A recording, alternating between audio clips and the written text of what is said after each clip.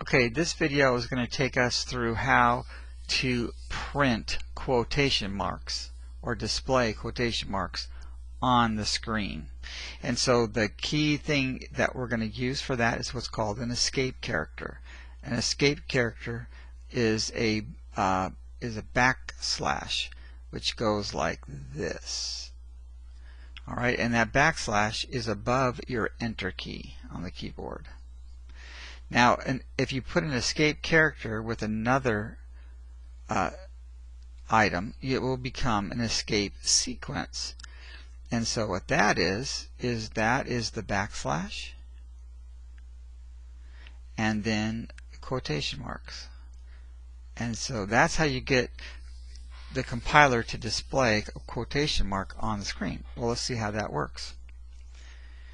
So let's say that we have a print statement that looks like this. You see quotation marks, but those quotation marks don't tell the compiler to print them. It just prints silent night, not the quotation marks. So what do we got to do then? What if we want to print the quotation marks around silent night? Well, here's what happens. If we what people want to do is they want to go inside here and go, okay, well, let's just type another set of quotation marks, and we'll make these blue, and oh, bummer. Okay, I'm gonna have to do it this way.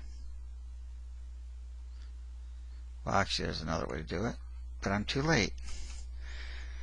Oh boy. Okay, I'm going to try this again. I'm going to put it out here like this. Wow, why is that not working? It should be working. It should be the same thing. I don't get it. Anyways, so it's still not working. I don't know what I've done. Okay, well, anyways, we're just going to leave it like that. And so let's just say that the original ones are, and this is something that will be good to write down. These first set of quotation marks, this tells the compiler that this is the beginning of a string. Okay, the beginning of a string. And then this one, the other red one, says this is the end of the string. So when the compiler prints, it knows it's got to print whatever's inside the string, and so that's why it prints silent night originally up here. Prints silent night. Now in here you go, well, then it must be printing this quotation mark. Because it's in between. Well, here's the problem. If this is the beginning, this red one's the beginning, then the blue quotation marks, the compilers are going to think that's the end of the string. Alright, and so then it will say, okay, that's it, and then it sees silent night and it goes, well, that's kind of weird because there's no quotation marks now.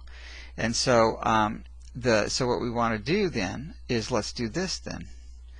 Well, instead of the thing that's going to tell the compiler to print the quotation mark is that escape character. So we press that, and we do the same thing over here. And now things are too big, so I got to go back to this, what it was. Anyways, all right. So and so what we want to do is we want to have the backslash, which tells the compiler don't print me. Instead, print the quotation mark back here, and the same thing here. And that way then the red ones, the ones on the outside, say beginning and end of string. Okay, so that's how that goes. And just a quick example, I've got it set up, is here's our escape sequence in front of Proverbs and escape sequence after the 10. And so if we run that, then you see how it does print the quotation marks in there. Alright, so that's it for the escape sequence for printing quotation marks.